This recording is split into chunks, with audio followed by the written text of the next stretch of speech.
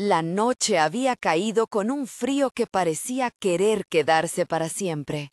La nieve, tejida en silencio por un viento que olía a leña y a tierra mojada, cubría las huellas recientes en el camino que llevaba al rancho de los Villalba. En la casa grande, las ventanas dejaban escapar rectángulos de luz que apenas calentaban el aire de la cuadra. Fuera, en el filo de la propiedad, dos pequeñas figuras se acurrucaban junto a una pila de leña, temblando bajo mantas raídas.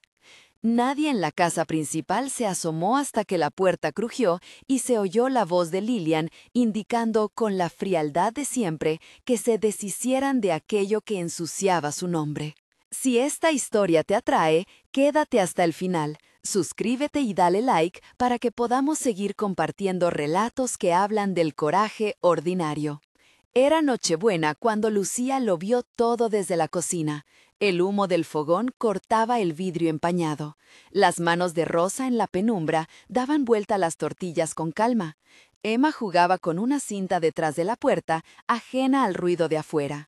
Lucía estaba en la puerta de la despensa, con las manos aún humeantes por el jarro de café, cuando la sirena de la oscuridad trajo voces y golpes.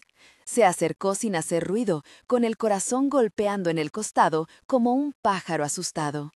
A través de la cortina vio a dos hombres del rancho principal, uno alto, corpulento, que tiraba de un pequeño, y a una mujer que sin miramientos empujó a otro niño hacia la nieve. El menor cayó sobre la blancura crujiente y en su rostro quedó la claridad de quien no entiende por qué lo separan de lo que conoce. Lucía no meditó, alzó la cortina y el frío le pegó a la cara como un aldabonazo. Bajó la escalera de un salto, dejó la jarra en la mesa y salió con una manta en los brazos.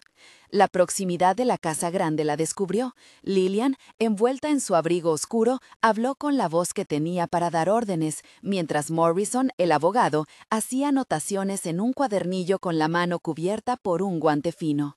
Ninguno de ellos miró a Lucía cuando apareció, pero su presencia cambió la escena. Los niños, al verla, levantaron la cabeza con ojos grandes.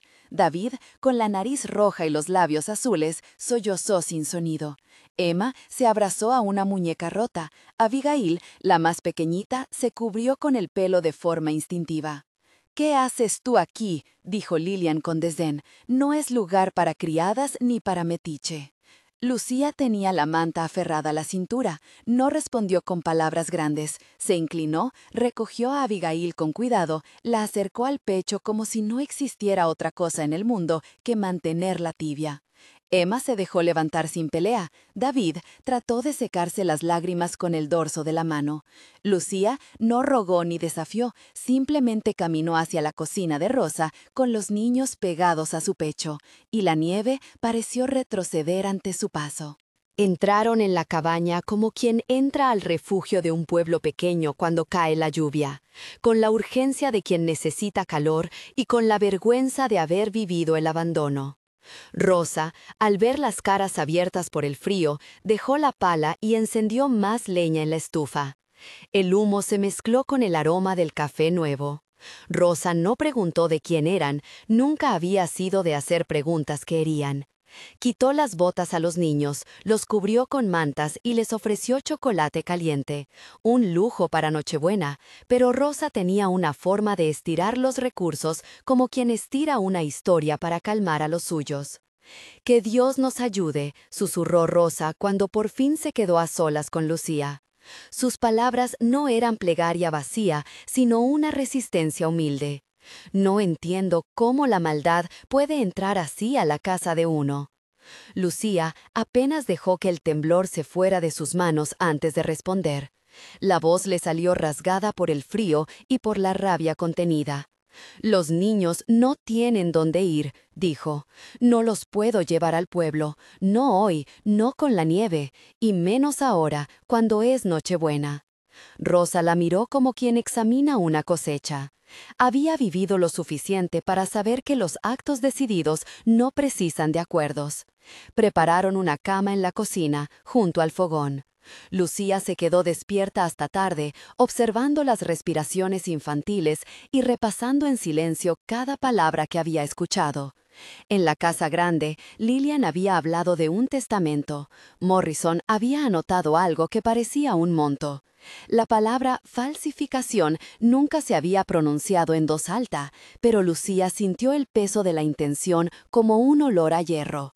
No era la primera vez que las cosas se arreglaban para favorecer a quien ya tenía todo. Los días siguientes se movieron con la lentitud de las mañanas heladas. Las ventanas atestiguaban el paso de consignas. Ataron la esperanza a tareas diminutas. Lucía enseñó a los niños a jugar en la cocina sin hacer ruido y les contó historias de antes, de un padre que había reparado una rueda y de una madre que cantaba para coser. David, que había encontrado en la furia una voz que le quemaba por dentro, regresó lentamente a la risa cuando Rosa le permitió ayudar a cortar leña. El ejercicio de sostener un hacha le enseñó a no sentir la impotencia como única respuesta. Emma, que recordaba cosas a través de imágenes, un vestido, una tarde en el huerto, apropiaba piezas del pasado para coserlas en su presente. Abigail, la más pequeña, pegaba la cara a la ventana y trazaba con el dedo formas en la escarcha. Mientras el rancho principal continuaba con su vida marcada por opulencia y rigor, Lucía comenzó a tejer su propia red de auxilios. Hank, el capataz, apareció una mañana con un saco de patatas y una mirada de aquellos que han aprendido la discreción. Era un hombre que había trabajado para los Villalbas desde antes de que Lucía naciera. Conocía los corredores del poder y a veces tenía la bondad de un perro viejo. Sin dar explicaciones, dejó el saco en la cabaña de Rosa y dijo, en voz baja, que cualquier cosa que necesitaran se lo pidieran. No preguntó, no juzgó. Había en su gesto un reconocimiento tácito. La injusticia no florece en silencio sin que alguien la vea. Edward O'Connor llegó al pueblo con el aire de quien ha viajado más por libros que por caminos. Su llegada no fue una trompeta, sino una brisa nueva. Se presentó como un forastero que buscaba trabajo, con modales cuidados, con botas limpias aún de polvo y una carta de recomendación que hablaba de su capacidad para llevar asuntos y tratar con escrituras. Lucía lo observó desde la puerta de la cocina la primera tarde que entró al rancho en busca de empleo. No era el tipo de hombre que imponía respeto por fuerza, lo hacía por esa mezcla de paciencia y atención que hacía que la gente se sintiera escuchada. Los ojos del forastero se demoraron en los niños cuando se cruzó con Rosa. Hubo una pausa en la que los nombres no fueron necesarios.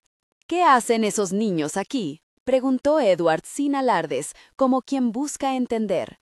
Rosa le contó la verdad con la ligereza de quien se sabe cuidada por la comunidad, que los habían echado del hogar, que la nieve los encontró fuera y que Lucía los había traído. Edward escuchó y no prometió grandes cosas. Ofreció su ayuda con gestos prácticos, revisó papeles, conversó con Hank y caminó hasta la casa grande sin prisa. Lo que nadie esperaba era que su interés fuera más allá de un empleo. En sus manos traía algo parecido a un respeto por la ley, por aquello que no debía ser quebrantado. En el rancho, el aire que rondaba era de intranquilidad disimulada. Lillian gobernaba con la comodidad de quien nunca ha sido desafiada. Su figura en los salones daba la impresión de pertenecer al lugar. Había heredado el mando como quien hereda un mantel. Sin embargo, detrás de esa compostura había decisiones que no aceptaban preguntas. Morrison, el abogado, era la voz que justificaba lo injustificable con tinta y sellos. Rumores corrían de un testamento que, según se decía, dejaba parte de la finca a los hijos de la familia anterior, los olvidados, y que de repente había sido reemplazado por otro documento, escrito apresuradamente, que beneficiaba a la viuda. Eso bastaba para encender sospechas. Edward, que no ostentaba juicio sin prueba, pidió ver los registros en los que podían apoyarse las acusaciones. Hank habló de una habitación vieja, con un armario que nadie abría desde hace años, una habitación donde, según había oído decir, la madre de los niños guardaba su Biblia y algunos papeles importantes. Un día, cuando la luna estaba delgada y el viento encontraba maneras de colar su helada por las rendijas, Lucía y Edward decidieron acercarse al rancho con la excusa de devolver una olla que se había quedado por error. Hank, con una discreción que ahora era llave en su alianza, les indicó por dónde entrar. La casa grande parecía un animal dormido. Las luces en algunas ventanas, el murmullo de la mesa de los sirvientes, la voz de Lillian que consultaba números como si mandara a través de las estrellas. Por el pasillo principal, el eco de sus pasos parecía una violación. Llegaron hasta el ala placera, donde la madera olía a polvo y a tiempo. Allí, detrás de una cortina vieja, encontraron la puerta que Hank señalara, la habitación olvidada. El cuarto era un santuario abandonado. Un espejo alto, con un borde de madera pálida, reflejaba la luz de una vela que decidieron encender con manos que no temblaban por puro miedo. El armario, de puertas pesadas, estaba cerrado. Lucía puso la palma sobre la veta de la madera y recordó las manos de su madre abriendo un cajón con cuidado, buscando una prenda para la hija. Un crujido minúsculo dijo que la cerradura no estaba rota. Alguien la había empujado desde dentro hacía tiempo. «Puede que no haya nada», murmuró Edward, «o puede que haya lo que necesitamos». Abrieron el armario como quien sopla una nube para verla mejor. Dentro, entre ropa vieja y cajas de cartón, había un libro de tapas gastadas. Era una Biblia, pero no una nueva. Sus páginas tenían notas en la margen, marcas de pliegues y un pequeño sobre doblado entre las hojas. Edward lo sostuvo con cuidado, como si el papel tuviera la memoria de las manos que lo tocaron. Lucía sintió que el latido del mundo se concentraba en ese objeto. «Si hay una copia del testamento ahí, será suficiente», dijo en voz baja, más para sí que para él. «Pero si hay algo en papel, puede que alguien ya la haya quemado». La sombra de la quema se coló en la habitación como una amenaza tangible. Lucía recordó las palabras de Lillian, la manera como había ordenado sin vacilar. Quemar documentos era una forma eficiente de borrar la verdad, como el fuego que Rosa había encendido tantas noches para proteger a sus nietos. El fuego también podía ser arma para esconder. Dentro de la Biblia, en el sobre arrugado, encontraron solo una nota con una letra firme pero incompleta. Un nombre tachado, una fecha y la palabra escondido. No era el testamento, pero sí una pista que respiraba. La palabra escondido indicaba que alguien había querido preservar algo para quien supiera buscar. El corazón de Lucía se apretó con una mezcla de alivio y temor. Al salir de la habitación, con el libro apretado contra el pecho, escucharon pasos lejanos que amenazaban con convertir la noche en descubrimiento inoportuno. Hank, discreto como siempre, dejó un gesto que sonaba a promesa. Él volvería a vigilar el rancho, especialmente las salidas de Morrison. La verdad era un hilo. Si tiraban de él con cuidado, no sabían cuánto se desenrollaría. Lucía, que muchas noches había sido experta en esconder silencios para que otros no sufrieran, ahora sentía que el secreto la llamaba a salir de la sombra. Pensó en el rostro de los niños cuando fueron echados al frío, en la callada manera en que Emma había intentado sostener su muñeca, en la ira muda de David. No buscaba gloria, solo justicia.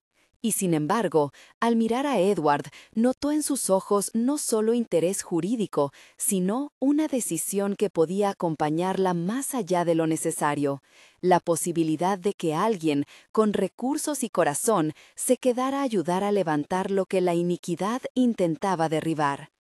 Esa noche, cuando los niños dormían envueltos en mantas y la cabaña olía a pan recién hecho, Lucía repasó en su mente los hechos, la orden de Lillian, las anotaciones de Morrison, la habitación olvidada, la nota que decía «escondido».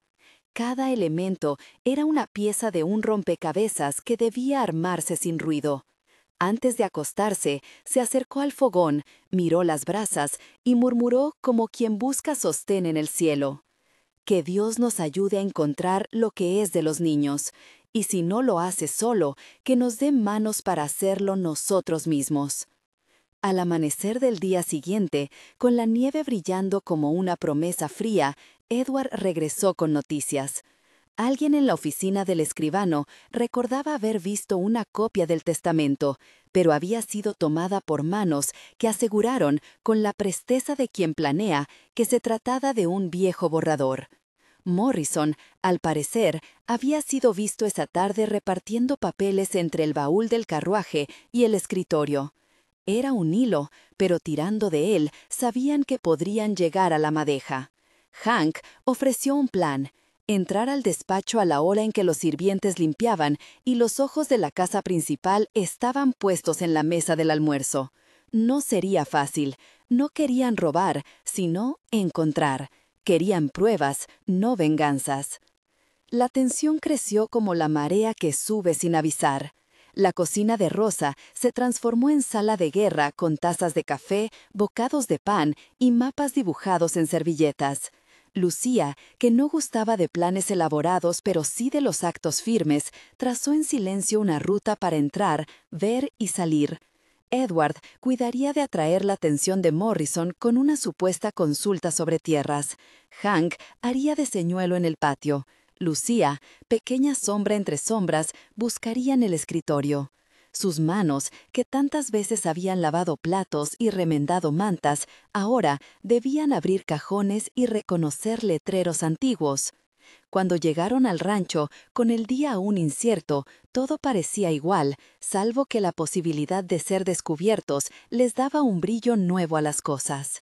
La casa estaba habitable, la señora presidía la mesa como una reina y los criados servían, ajenos a la incipiente intriga.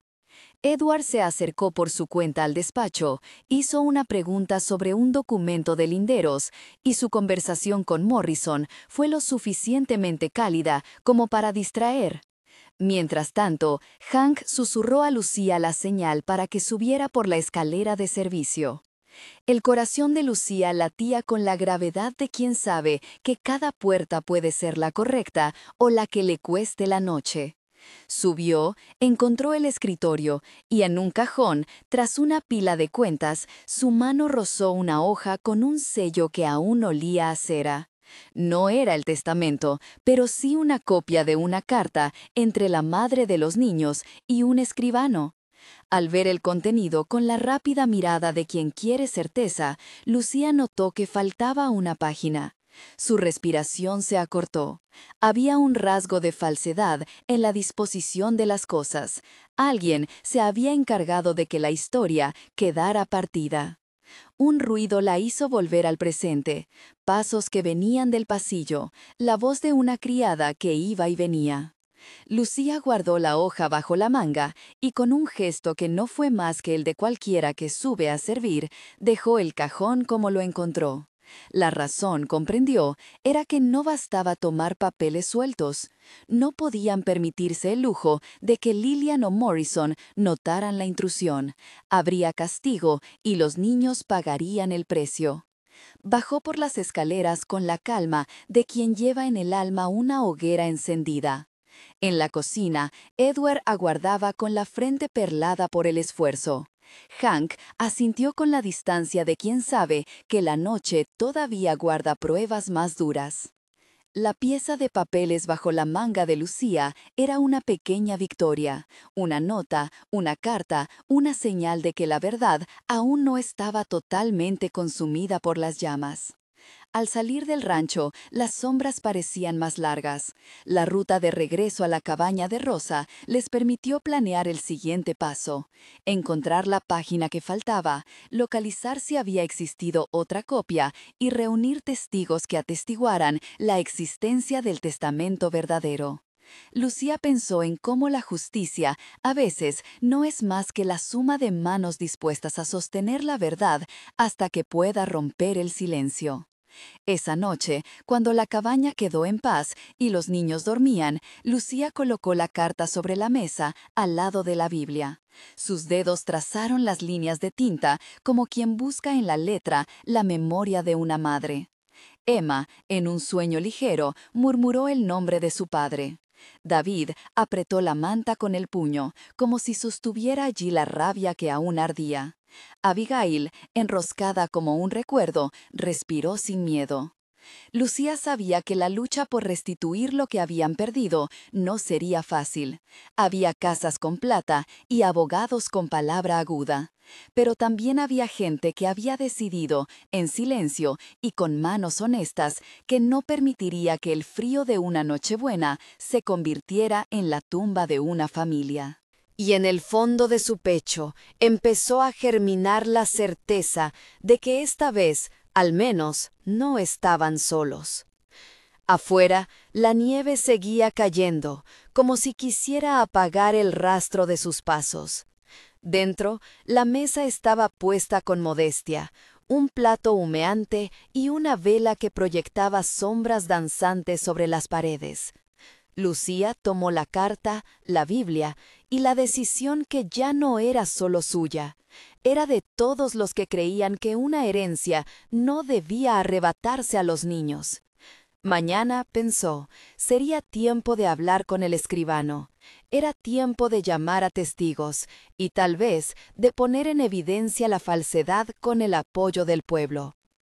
En la puerta, una figura, Henk, se detuvo antes de irse. Sus ojos, cansados y linajudos, parecían cargar con historias que no contaba. Antes de ir, afirmó con voz baja: «No dejemos que les quiten el hogar. Les ayudaré a que se haga justicia, hasta donde pueda». Lucía agradeció sin palabras. Al cerrarse la puerta, la leña crepitó con un sonido que parecía, por un instante, la promesa de un nuevo comienzo. Afuera, mientras la noche se tendía como un manto, el silencio guardó la conspiración humilde de quienes se niegan a aceptar la injusticia. Y así, con la verdad asomando entre pliegos y la determinación formando un plan que aún no estaba completo, la historia continuó su camino, de la cabaña hacia el rancho, de las manos de Lucía a la vigilancia de Henk, del hallazgo de una nota a la certeza de que alguien había querido esconder algo mayor. El fuego, la nieve y la Biblia seguían siendo símbolos que poco a poco revelarían el resto de la verdad que el rancho había intentado ocultar. Entraron en la villa con los respiraderos de la ropa empapados de nieve. Las calles, recién barridas por el viento, crujían bajo las botas como hojas secas. Lucía sintió cómo el frío le mordía los dedos, pero no buscó guantes. La urgencia la abría como una puerta que no permitía titubeos. Henk caminó a su lado, atento a los rostros, con la mirada corta de quien mide el peligro en cada sombra. Edward se quedó en la cabaña. Su decisión fue simple y fuerte: cuidar a los niños mientras los demás abrían la trinchera. La escribanía estaba en la casa de esquina, con una puerta de madera y un pequeño letrero que se mecía en la brisa. Dentro, el olor a papel viejo y tinta dominaba el cuarto. Don Anselmo, el escribano, era un hombre delgado, de manos manchadas por la caligrafía, que guardaba un silencio cortés. Había trabajado durante años para las familias de la región. Su oficio consistía en atar palabras con sellos que en el fondo pretendían ser inamovibles. Lucía se presentó con calma. No buscó acusaciones, mostró la carta que había encontrado y el hueco donde faltaba una página. No habló con teatralidad, habló con la gravedad de quien confía la vida de unos niños a una memoria que aún puede reparar injusticias. Don Anselmo la miró largo rato. Sus dedos tamborearon sobre la mesa y su respuesta fue un suspiro que sabía a plomo. «Hace años», dijo finalmente, «cuando firmó la señora Elena, fue en mi mesa. Recuerdo la ventana abierta, el frío entrando como una promesa amarga. Yo hice una copia para guardar en el archivo. Pero, Se detuvo. Alguien vino después. Trajo una bolsa de monedas y argumentos que no sé si eran de verdad o de temor. No quiero mentir, señorita. No me gusta mentir. La voz quedó en el cuarto como un objeto que pesa. Lucía escuchó cada sílaba como si fueran pasos hacia un lugar donde la verdad se podía encontrar. Preguntó por la copia, por los testigos. Don Anselmo negó con la cabeza, pero notó en sus manos el temblor de quien guarda a la vez culpa y protección. «El expediente está aquí», dijo. «Tengo una caja con los papeles de la última primavera. Puedo abrirla, pero temo las consecuencias. A veces la palabra escrita no basta. A veces la palabra escrita se pierde cuando otros quieren más el silencio». Hank no se impacientó. Puso una mano en el hombro de la mujer, con el gesto protector de quien ha prometido algo ante un fuego. No era necesario hablar alto, la promesa estaba en sus ojos. Don Anselmo se levantó, caminó hasta una cómoda y extrajo una cajita de roble. Dentro, papeles doblados, sellos partidos, manchas de cera. Lucía reconoció la letra de la madre de los niños en varias hojas, listas de compras, una nota para la nodriza, una dedicatoria a los pequeños, y entre ellas una copia del testamento. No la completa. También notó, con una punzada, que faltaba la misma página que ella había guardado bajo la manga esa noche, la que cerraba la voluntad con una cláusula que aseguraba la casa y los bienes a los hijos. El antiguo escribano la extendió con cuidado. «La noche que traje esos papeles a mi casa», dijo con voz casi inaudible, «algo me hizo dudar. Me llamaron por la tarde. Un hombre con corbata oscura, de rostro áspero, pidió que entregara los originales. Trajo nombre y firmó con seguridad. Le di los documentos a cambio de una promesa, que protegería a las hijas de la señora. Pensé que estaba haciendo lo correcto. Si eso le sirve de consuelo, era un hombre que hablaba con la autoridad de quien no se equivoca». Lucía sostuvo la hoja. No buscó reproches, quería ver hechos. En la esquina inferior, una mancha de cera, un sello imperfecto, y en la parte superior, la rúbrica de don Anselmo. Era posible reconstruir la verdad, pero el tiempo y las manos que la habían tocado la habían limado. Preguntó por la copia, por los testigos. Don Anselmo cerró los ojos. «Dije el nombre para no olvidarlo», murmuró. «Morrison». Dijo que actuaba en nombre de la señora Lillian. Me trajo luego otro sobre con más monedas. En ese momento pensé que hacía lo prudente. No me enorgullezco de ello. Si usted quiere, puedo decirlo ante testigos». La palabra cayó como una lluvia helada. Morrison, el nombre que ya daba frío en la casa del rancho. Lucía sintió que el mundo cambiaba de peso. Era la confirmación de la intención, la mano que había instrumentado la separación de aquellos papeles. Don Anselmo habló de más. Recordó a una mujer que lo acompañó aquella tarde, una criada que habló en voz baja y dio indicaciones. Su nombre, Isabel. Decía que sabía dónde estaba la página que faltaba. Pero Isabel había partido hacía meses. Algunos decían que se había casado y se había ido al sur, otros que había sido comprada por promesas. El escribano alzó la mirada con una mezcla de angustia y esperanza. «Si encuentra a Isabel», dijo, «quizás ella recuerde. Ella colocó las hojas en el sobre. Puede que conserve otra copia, o puede llevar la memoria de la palabra que fue retirada». Salieron de la escribanía con un mapa de nombres que era menos un mapa y más una madeja de posibilidades. Isabel, una lavandera llamada Carmen que lavaba en la orilla del río y que solía hablar con la señora Elena, un carpintero, Luis, que construyó una cuna y había visto al padre antes de morir, y, en los límites del pueblo, una taberna donde los jornaleros comentaban sobre pagos y silencios. Nadie dijo que sería fácil. La gente del pueblo conocía a las familias poderosas. Algunos las temían, pero había voces que no se dejaban comprar tan rápido. La vieja Carmen, por ejemplo, cuyo marido había muerto en el molino defendiendo su derecho a la tierra. Ella no miraba los sellos ni el dinero, miraba la pregunta justa. Hank propuso comenzar por Carmen. Era cercana y su trabajo junto al río la hacía visible. Lucía asintió mientras la nieve les pegaba a las botas. En el camino, un hombre de capa cenicienta los observó desde la puerta de una tienda. No miró con curiosidad, miró con una vigilancia deliberada que hacía entender que alguien los había notado. Hank apretó el paso sin decir nada. Carmen vivía en una casita pequeña con ropa tendida que brillaba como una bandada de palomas en medio de la nieve. Al verla, Lucía sintió una calma extraña. La anciana la recibió como si la hubiese esperado. No hubo prisa en los saludos. Las verdades grandes suelen pedir un silencio antes de manifestarse. La señora Elena venía a traerme ropa a lavar, dijo Carmen con voz áspera por el frío.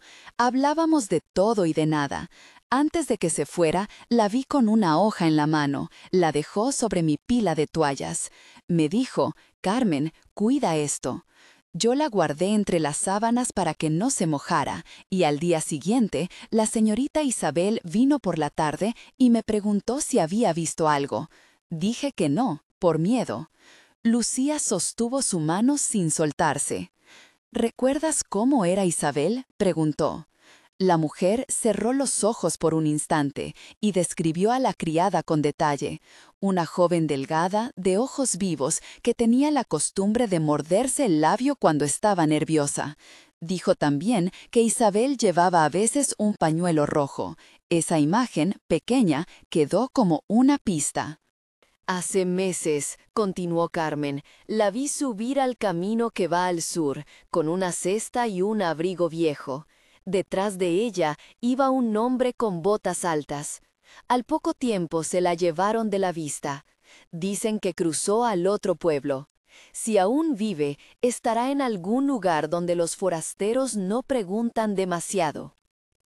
Antes de que pudieran agradecer, Carmen añadió algo más, como quien deja caer una piedra para ver dónde rompe la superficie.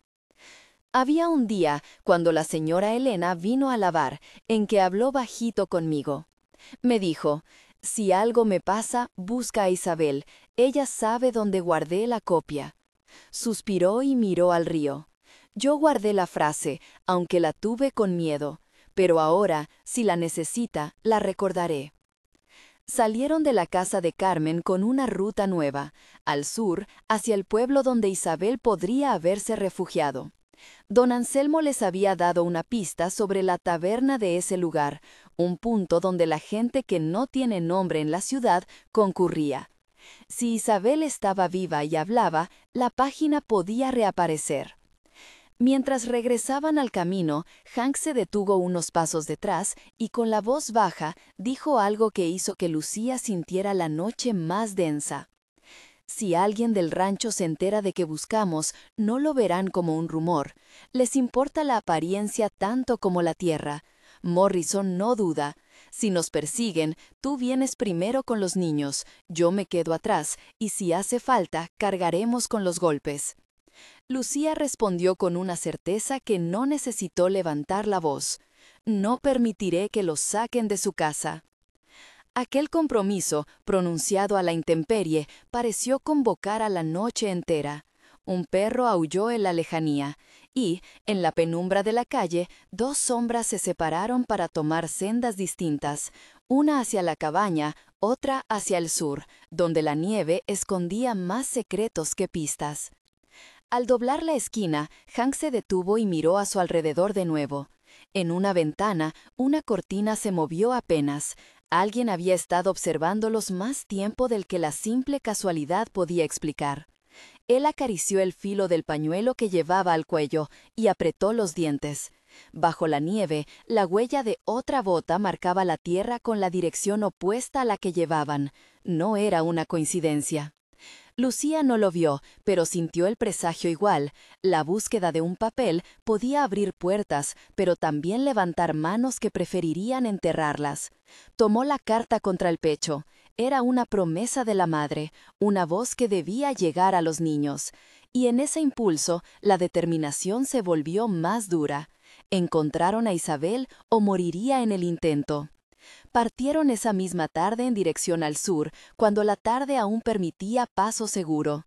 No sabían entonces que en el rancho alguien ya había notado la ausencia de los tres y comenzaba a atar hilos.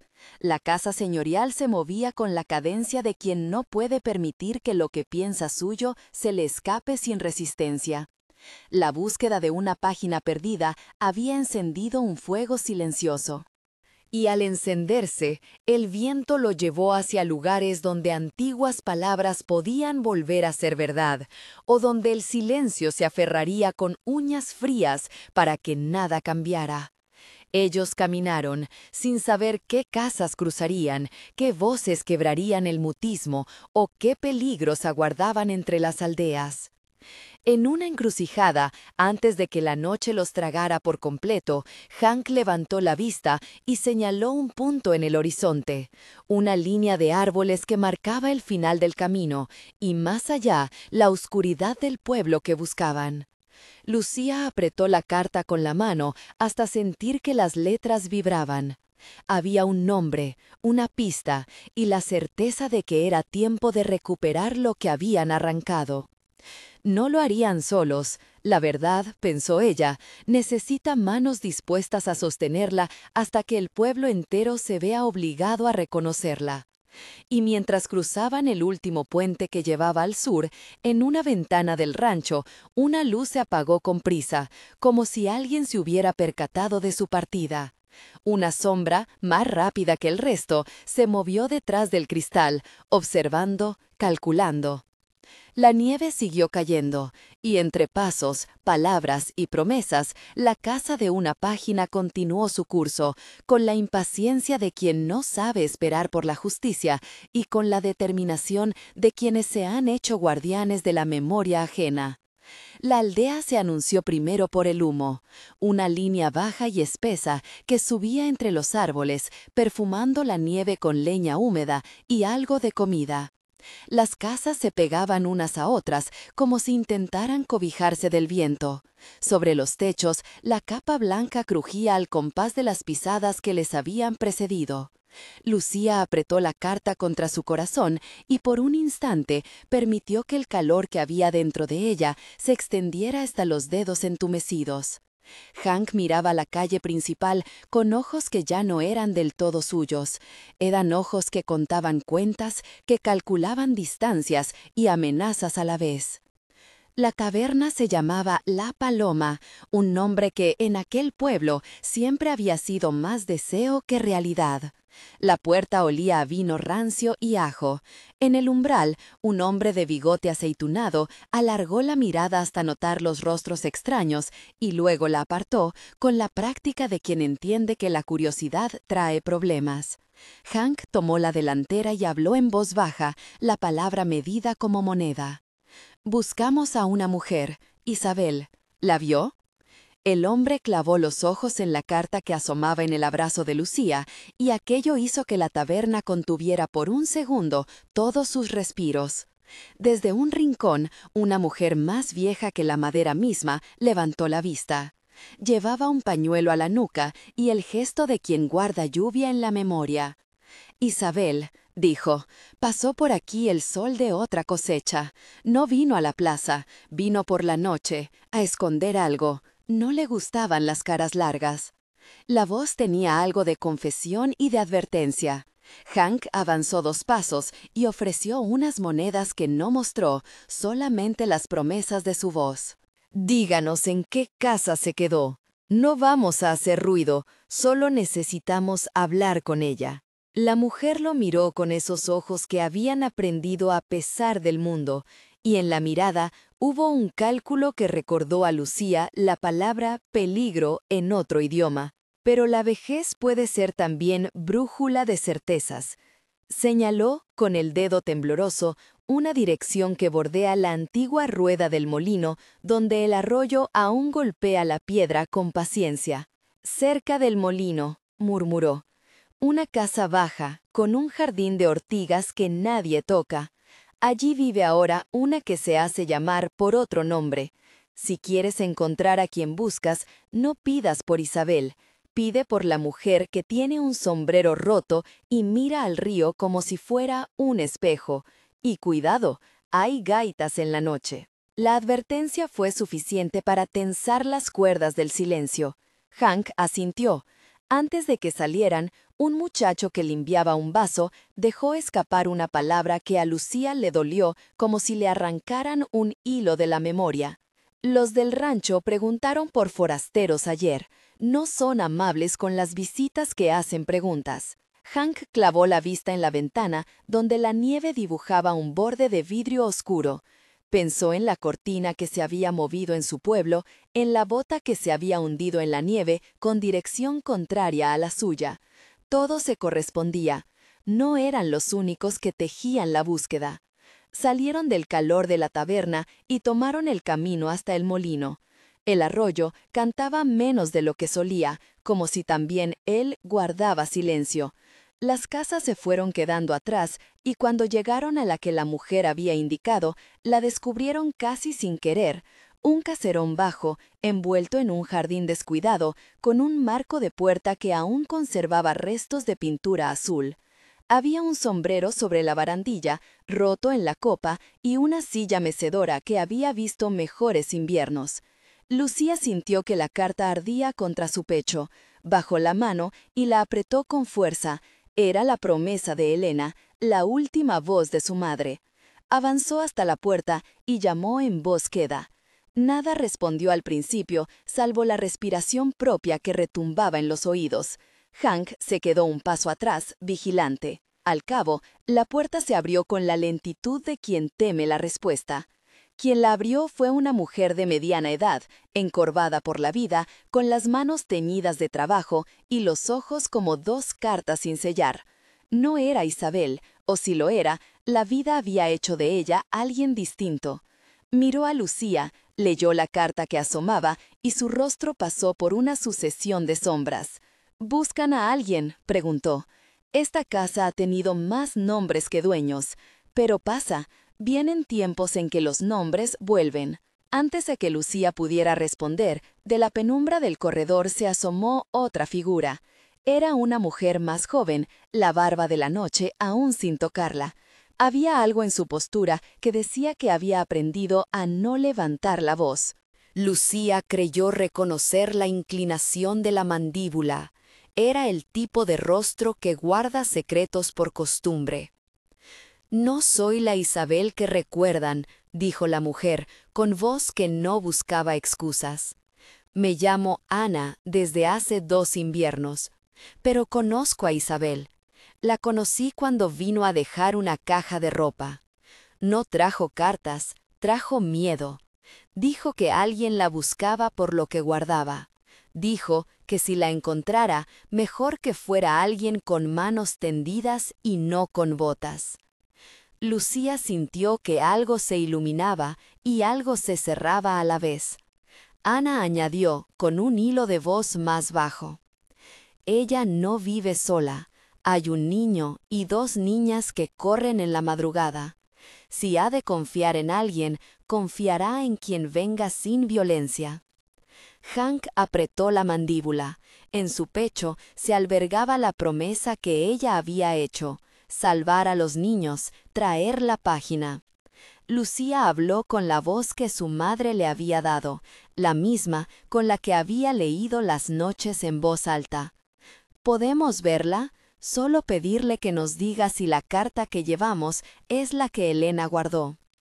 Antes de que la mujer respondiera, un ruido seco cortó la noche. pisadas apresuradas, voces que no eran del pueblo, sino del rancho. Hank se detuvo. En la distancia, por encima de los tejados, se escuchó el quejido de unos caballos. No era el viento. «Deben ocultarse», dijo Ana con decisión inesperada. «La taberna ha visto hombres sin nombre. Vinieron esta misma tarde. No son de aquí para curiosear. Entren y no salgan hasta que yo les diga». No era plan para demorarse. Dentro, la casa olía a pan tibio y a humedad. Una lámpara de aceite lanzaba un círculo de sombra sobre la mesa. Había juguetes rudimentarios en el suelo y, al pie de la ventana, una colcha doblada con bordados que hablaban de manos que aún tenían tiempo para cuidar. Lucía dejó la carta sobre la mesa como quien deposita una ley. La puso con reverencia. La carta parecía pesada, aunque no lo fuera. En su silencio había promesas y peligros. Se oyó entonces un golpe en la puerta que hizo temblar los cristales. Alguien consultaba, en voz alta, con ganas de abrir. Una voz masculina llamó por el apellido del dueño del molino, y, para el oído de los presentes, la palabra forasteros resonó como sentencia. «Deben esconderse», repitió Ana. «Yo hablaré en la puerta». Hank miró a Lucía. Ella asintió apenas, y en ese gesto hubo una decisión sin retorno. Protegerían a los niños, la carta, la verdad. Hank se movió junto al umbral que comunicaba con la despensa y en el aire, entre los frascos y los sacos, olfateó la posibilidad de salir por la parte de atrás si todo se torcía. Pero la salida no era solo física, era también moral. Si Isabel confiaba, tendrían que ser dignos de esa confianza. La puerta se abrió sin más ceremonias. Ana se plantó ante la entrada, con la figura recortada contra la noche. 2 hombres entraron, llevaban los abrigos cerrados hasta el cuello y la mirada de quien piensa que la ley les pertenece. Uno de ellos, el de mayor estatura, inspeccionó el interior con la calma que los hace peligrosos. «¿Hay forasteros aquí?», preguntó. «Nos han dicho que 2 mujeres han buscado al molino esta tarde». Ana tardó un segundo en contestar, y en ese segundo el silencio fue una cuerda que se tensaba. Lucía sintió que el aire había adquirido el peso de la espera. Cuando Ana habló, fue con una voz pulida por la certeza de proteger a los suyos. «Han pasado por la taberna y han seguido hacia el sur», dijo. «No se detuvieron aquí. ¿Qué quieren?». El hombre de la voz grave sonrió a medias. Era una sonrisa cansada de quien cree que con la costumbre se aprende a vencer el miedo ajeno. «Solo preguntas», contestó. «Si hay gente que viene buscando problemas, mejor que lo sepamos. No nos gustan las confusiones». Para Hank, las palabras eran un aviso. Esa «no nos gustan las confusiones» significaba que estaban dispuestos a confundir los cuerpos con la ley. No había tiempo para razonamientos largos. Cuando el hombre dio un paso más adentro, Hank notó que llevaba algo colgando al costado, como una llave grande que no brillaba por su valor sino por su función. «¿Qué hacen en la noche los de las casas?», preguntó el hombre casual. «No es la primera vez que les vemos rondar. La gente murmura». Ana se mantuvo firme. En la ventana, 2 niños respiraban pegados al vidrio como si fueran 2 almas que hubieran aprendido a ocultarse. Lucía, sin poder evitarlo, pensó en los suyos y en la fragilidad de la infancia. Si la noche era el escondite de los inocentes, también podía ser la trampa para los que los buscaban. Cuando la conversación cayó en mapa de excusas y miradas que esquivaban la verdad, Hank decidió que no habría más palabras. Salió de la despensa por una puerta trasera, sin hacer ruido, y se deslizó hasta el sendero de la huerta. Desde allí pudo ver a uno de los hombres mirando al norte como si esperaba a cómplices. Hank notó, detrás de ellos, unas huellas en la nieve que no eran de pueblo, huellas de caballo, y junto a ellas las marcas recientes de botas que se dirigían hacia el molino por el camino que ellos mismos habían tomado. Alguien más llegaba a la aldea. Hank regresó con pasos que pretendían no traicionar la urgencia y metió la mano en el abrigo. La carta de Elena golpeaba su costado como un latido. Se inclinó hacia Lucía y a voz baja le dijo lo que iba a hacer. «Voy a distraerlos. Necesitas sacar a los niños por la ventana del patio. Si confían en Ana, ella las llevará hacia el granero viejo. Yo los buscaré por el borde del arroyo y los seguiré». Lucía lo miró. En sus ojos había miedo, sí, pero también la misma certeza que la había empujado desde el principio.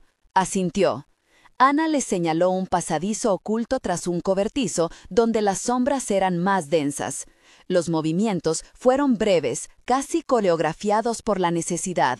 La discusión en la entrada se templó en donde la paciencia del hombre encontraba límites. Hank tiró de la puerta para llamar su atención y con la voz medida empezó a hablar de caminos y de bueyes perdidos, de un contratista que vendría al amanecer. Sus palabras fueron anzuelos arrojados a un río de indiferencia. Uno de los hombres, ya cansado, avanzó hacia afuera para mirar el paisaje con una excusa que olía a vigilancia. En el interior, Lucía tomó a las niñas, una de ojos grandes que recordaban los de su madre, otra con los dientes sin terminar de salir, y las pasó por la ventana como si fueran tesoros débiles. Hank miró hacia la puerta. Los hombres hablaban, el frío mordía, y la noche, que hasta entonces había sido cómplice, se volvía corta y afilada. Cuando la última niña desapareció entre sombras, Ana cerró la ventana con un beso invisible. Lucía se quedó media vuelta, la carta apretada contra su pecho como si fuera mapa y brújula. Entonces, desde la distancia, un relincho se elevó como anuncio de tormenta. Hank supo en ese instante que la noche no permitiría treguas. Subió por el lateral de la casa hacia la sombra del granero, mientras las voces de la aldea se enroscaban en la corteza de la noche.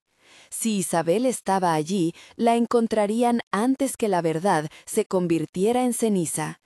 Y así, con la nieve crujiente bajo las botas, se acercaron a la puerta trasera del granero, donde una lámpara doble aún echaba luz amarilla sobre la tarima. Alguien dentro movió la silla, pasos leves se acercaron. Una voz, apenas un hilo, susurró un nombre que era una plegaria y una condena al mismo tiempo. ¿Isabel? La puerta del granero se abrió despacio y entre la penumbra apareció una figura que sostendría por un segundo la fragilidad de todo un pueblo. Una mujer que miró, vio la carta que sobresalía del abrigo de Lucía y, sin soltar la esperanza ni el miedo, dejó caer una sola palabra que llenó la estancia. ¿La encontraron? La respuesta quedó suspendida en el aire como una promesa a punto de cumplirse. Hay momentos en que todo lo que se ha hecho se decide en el silencio de una respiración. Afuera, las huellas nuevas cruzaban la nieve con la prisa de quien llega tarde, y dentro, en la penumbra, la reunión de miradas era ya un juramento. Lucía respiró y dejó que la palabra se hiciera pequeña entre los labios. Quiso decir que no los habían hallado, que todo estaba en orden, pero la voz le salió quebrada, como si la nieve que pisaban hubiera decidido quedarse en su garganta. «No», susurró, «no los encontraron, no todavía». Isabel la dio la cabeza y sus ojos se llenaron de una claridad extraña, fría y determinada. Su mano, huesuda y temblorosa, buscó la de Lucía con la precisión de quien necesita un ancla. «Bien», dijo, «entonces no podemos perder tiempo». Alguien fuera tosió, seco, intencionado. La luz de la lámpara osciló en la tarima y en el polvo suspendido, y el sonido se expandió hasta los rincones del granero, donde la paja amortiguaba los pasos, como si el propio edificio contuviera el aliento. Alguien dentro movió la silla, pasos leves se acercaron. Una voz, apenas un hilo, susurró un nombre que era una plegaria y una condena. Isabel. La puerta del granero se abrió despacio, y entre la penumbra apareció una figura que sostendría, por un segundo, la fragilidad de todo un pueblo. Una mujer que miró, vio la carta que sobresalía del abrigo de Lucía y, sin soltar la esperanza ni el miedo, dejó caer una sola palabra. ¿La encontraron? La respuesta quedó suspendida en el aire como una promesa a punto de cumplirse. Afuera, las huellas nuevas cruzaban la nieve con la prisa de quien llega tarde, y dentro, en la penumbra, la reunión de miradas era ya un juramento. Lucía respiró y dejó que la palabra se hiciera pequeña entre los labios. Quiso decir que no los habían hallado, que todo estaba en orden, pero la voz le salió quebrada, como si la nieve que pisaban hubiera decidido quedarse en su garganta. No, susurró, no los encontraron, no todavía. Isabel la dio la cabeza y sus ojos se llenaron de una claridad extraña, fría y determinada. Su mano, huesuda y temblorosa, buscó la de Lucía con la precisión de quien necesita un ancla. Bien, dijo, entonces no podemos perder tiempo. Alguien fuera tosió, seco, intencionado. La luz de la lámpara osciló en la tarima y en el polvo suspendido, y el sonido se expandió hasta los rincones del granero, donde la paja amortiguaba los pasos como si el propio edificio contuviera el aliento. Hank hizo un gesto que apenas fue una sombra, y Ana, de la que emanaba una calma trabajada a fuerza de noches y temores, inclinó la cabeza en señal de afirmación. Sabían lo que quedaba por hacer: cruzar la cortina del granero, deslizarse hasta el corral y perderse por el sendero que seguía el arroyo, donde el murmullo del agua podría disfrazar respiraciones y pisadas. Allí, según la carta que Hank apretaba contra el pecho, habría un viejo bote sujeto con cadenas oxidadas y un lugar donde ocultarse hasta que amaneciera. «Yo haré que se fijen en mí», dijo Hank en voz baja, sus palabras apenas una instrucción para dos. «No puedo garantizar más que tiempo». Lucía quiso protestar, lanzar una broma, ofrecerse en su lugar, pero dicha ebriedad de coraje que tantas veces le había salvado estaba ahora templada por la realidad de la noche. Hombres en botas, huellas de caballo, voces que venían como presa. Aceptó sin palabras. Sostuvo a las niñas con manos firmes y, guiada por Ana, se dirigió a la trampilla trasera, donde el pasadizo entre el cobertizo y el granero era un agujero en la penumbra. La puerta del granero chirrió al abrirse. La voz de uno de los hombres, afuera, pidió luz. Luego, al tiempo, se oyó el chasquido de una linterna. El haz rasgó la oscuridad y por un segundo todo el interior quedó expuesto, caras tensas, la carta asomando en el abrigo de Hank, la silueta de Isabel más pálida de lo que Lucía recordaba, como si la vida hubiera hecho de ella un papel fino que la mínima humedad podría romper. «¡Alto!», gritó un hombre con voz de mando. «Nadie sale». Hank dio un paso hacia la puerta y con una sonrisa cansada la abrió. Afuera, la noche parecía más profunda, uno de esos agujeros cerrados por la nieve que devoran los objetos dejados a la intemperie.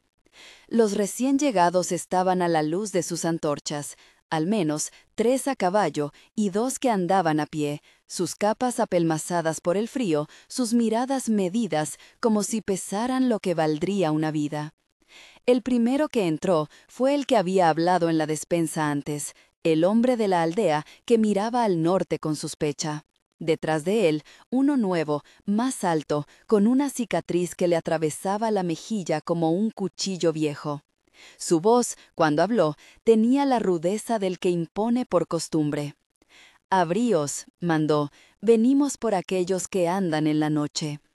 Hank sujetó el cerrojo con la mano enguantada y se dejó ver en el umbral como si fuera un trozo de la noche misma. Sus palabras eran un señuelo cuidadosamente preparado. Habló de caminos rotos, de un contratista que llegaría con perros, de una cuerda que se había soltado en el molino. Mantenía la mirada fija en el hombre, calculando la distancia, la respiración, el momento en el que la curiosidad superara la prudencia. Mientras tanto, por detrás de ellos, la trampilla se cerraba con cuidado y los pasos de las mujeres callados bajaron hacia el pasadizo que conducía al patio. Lucía sintió que cada latido era un tambor que dividía la noche en instantes. Si fallaban, la jarra de esperanza se quebraría. Si tenían suerte, quizá llegarían al arroyo antes de que las botas los alcanzaran. Los recién llegados no tardaron en dividirse. 2 se quedaron inspeccionando la paja y la luz, arrancando fardos como si buscaran tesoros. Otros rastrillaron con voces ásperas las rincones en busca de trampas. El hombre de la cicatriz miró a Hank con la deliberada lentitud de quien disfruta el poder. «¿Qué haces aquí a estas horas?», preguntó. «La gente habla. Dicen que en estas casas se esconden cosas». Hank respiró hondo. Dejó que la mano que contenía la carta temblara un poco antes de apretarla. No era momento de mostrarla, pero la posibilidad de usarla como moneda de cambio lo cruzó como un rálago. Mejor era la confusión que la evidencia. Sonrió y llevó la conversación por donde el viento empuja los velos, hacia gallinas que se escapaban, hacia un herrero que había visto luces en la colina. Sus historias eran anzuelos, pues la verdad, en esa noche, era más peligrosa que una daga. En el pasadizo, el aire helado les dio la bienvenida como una mano fría. Ana guió a las niñas, una a cada brazo, y detrás Isabel, apoyada en Lucía. El corazón de la mujer latía bajo la chaqueta como si quisiera salir y correr. De pronto, un relincho cercano, más cerca que antes, juró que no todo estaba tranquilo. El tiempo se había acortado hasta quedar comprimido en el silencio. Cuando estaban a punto de cruzar el corral, una voz alzó la alarma. Un caballo, inquieto por la brisa que trae pasos, se zambulló en la nieve y las cadenas que la ataban tintinearon. El hombre de la cicatriz golpeó la madera con fuerza y apretó el paso. Sus hombres respondieron con juramentos cortos. Hank vio la escasez de opciones y actuó. Dio un paso fuera del granero con las manos en alto, como si ofreciera sumisión, y alzó la voz con la naturalidad de quien convoca al peligro a acercarse. «No busquen donde no hay», gritó. «Si tanto quieren encontrar algo, miren hacia el molino». Avanzaron por el camino del arroyo, los guió mismo. El hombre de la cicatriz clavó en él una mirada que fue una promesa rota. Luego, con un gesto que no admitía réplica, ordenó a 2 hombres a caballo que siguieran el sendero del arroyo. Eran los que hallaban ahora el camino marcado por las huellas de botas que Hank había visto antes. El plan, simple y terrible, funcionó. Si las tropas iban al molino, el granero quedaría menos vigilado. «Vosotros», dijo el cicatrizado a los que quedaban, «registrad este sitio, no dejéis rendija sin mirar». Los hombres entraron con su luz, tocando mantas, levantando paja, tirando de cuerdas. El que había preguntado antes por la noche se quedó un segundo más a la puerta, y la mirada que le dirigió a Hank parecía un hilo que podría cortarlo en 2. Hank no vaciló. La respiración contenida, las palabras como redes, dejó que lo llevaran hacia la vereda que bordeaba el corral, en dirección opuesta a donde habían hincado su atención. Iba a arriesgarse al frío, a la persecución, con la esperanza de que sus pasos sumaran tiempo al reloj de las demás. Dentro, Ana corrió con la última niña en brazos. Lucía pegó a Isabel a su pecho y con la pequeña entre sus manos se deslizaron hacia la antigua tapia que conducía al sendero del arroyo. El viento les lamía la cara y la oscuridad, que antes parecía un compañero, ahora era una boca que se tragaba todo sonido. Sus pies se hundieron en la nieve y dejaron huellas que pronto serían borradas por la prisa. No había más tiempo para mirar atrás. Tras ellas, la luz de las linternas golpeó la entrada y voces comenzaron a agitarse, llamando nombres, hablando de contratos incumplidos. Un disparo distante, seco, hizo que las dos niñas soltasen un gemido. Lucía apretó la mandíbula y tiró de Isabel hacia la manesa, donde el arroyo se angostaba y el bosque de abedules ofrecía una cortina de ramas desnudas. Por un instante, la oscuridad fue una garganta que las tragó a todas. Los pasos de los hombres se acercaron por el camino del molino, y luego, como si hubieran recordado la presencia de aquel que había salido a provocar, la voz del cicatrizado cortó la noche como una orden. «¡Atrás de él, que no se pierda entre las zarzas!». Hank corrió. Huyó con la claridad de quien entrega su cuerpo al riesgo por algo mayor que su propia vida. El crujido de la nieve marcó su camino. El relinchar de los caballos le dio ritmo. Detrás, en el granero, las voces se multiplicaron.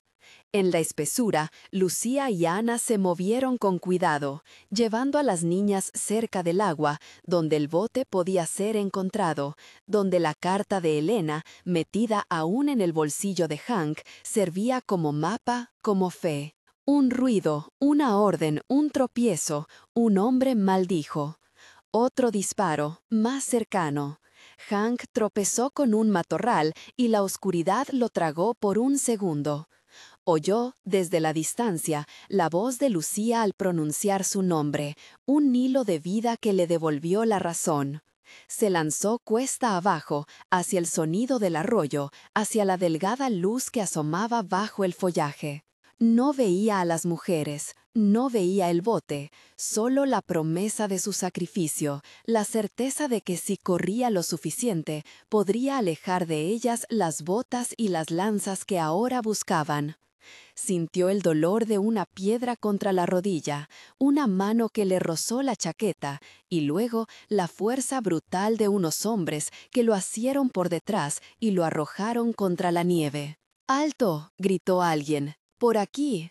Hank miró hacia arriba, la cara bañada por el resplandor de la linterna. El hombre de la cicatriz lo tenía a su merced. En el rostro de Hank no había arrepentimiento, solo algo que a veces, en la noche, se llama decisión. Mientras tanto, a pocos pasos, la forma de Lucía emergió entre las sombras con Isabel a su lado y, sin mirar atrás, se lanzó con las niñas hacia el barco que estaba amarrado con una cadena chillona. Ana fue la última en subir, y la cadena cesó de sonar como si la noche hubiera guardado silencio por pudor. El bote dio apenas un sollozo al soltarse. El agua, salpicada por la nieve, los acogió con la indiferencia del viajero que solo escucha correr el mundo. Dentro del granero, la luz quedó sobre Hank, que, inmóvil, miraba a quienes remataban la noche en la colina. La cicatriz del hombre que lo sujetaba parecía más profunda a la luz de la linterna. Hank, con los labios entumecidos, murmuró algo que nadie allí oyó. Un nombre, una orden suave que era tanto petición como bendición. En la orilla, el bote deslizándose dejó una estela que era un hilo de plata en la oscuridad.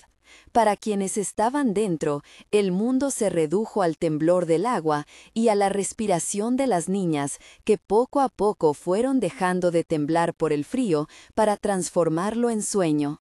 Lucía, mojada hasta la cintura, sostuvo a Isabel con todas sus fuerzas. Su hombro dolía, su corazón latía con una furia tranquila. No habían ganado, no aún, pero la noche había cedido al menos un acto de misericordia. Un grito se elevó tras ellos de uno de los hombres que comprendió lo que había sucedido: el bote, la huida, el tiempo robado. El cicatrizado lanzó una maldición y con un movimiento feroz empujó a Hank hacia una viga. Las botas crujieron la paja. La aldea detrás del granero despertó en murmullos y chasquidos, como si el mundo entero se ajustara a una nueva verdad. Alguien había escapado. Hank, encogido, tuvo la mirada clavada en la abertura por donde la luz escapaba. En su mano, la carta de Elena se había deslizado, asomando un pedazo de papel blanco como un destello de esperanza. La vio una de las linternas pasar sobre ella y por un instante el papel brilló y luego desapareció en la nieve, lejos, arrojado por la fuerza de la lucha. En el arroyo, el bote avanzó cabeceando entre las orillas, la luna asomándose apenas entre las nubes para hacer una línea de plata en la corriente. Lucía, con las manos heladas, apretó la nuca de Isabel hasta sentir su pulso. Las niñas dormían y en sus sueños, quizá, encontraban un lugar donde la casa no ardía con el miedo. Pero la noche no había dicho su última palabra. Desde el granero llegó un alarido, la voz del cicatrizado, llena de una nueva resolución, que anunció que no dejarían la aldea sin respuesta.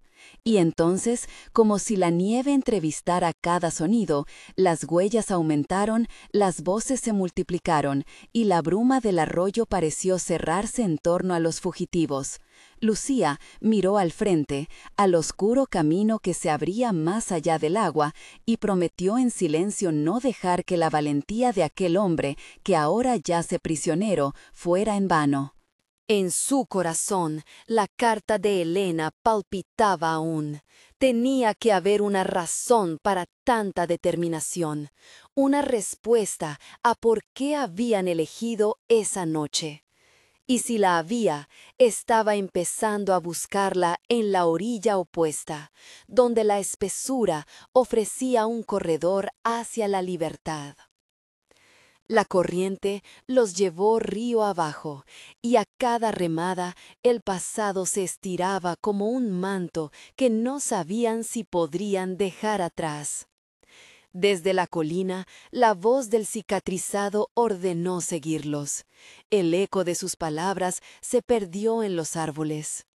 Aquella persecución aún no había terminado, y todo lo que quedaba por hacer era decidir si la aldea sería capaz de pagar el precio que la libertad exigía. En la nieve, la carta revoloteó una vez, como si quisiera llamar a alguien, y luego se hundió. Una línea de rastros se extendió hacia el molino, hacia el bosque, hacia la promesa de un amanecer que fuera algo más que luz, que fuera verdad.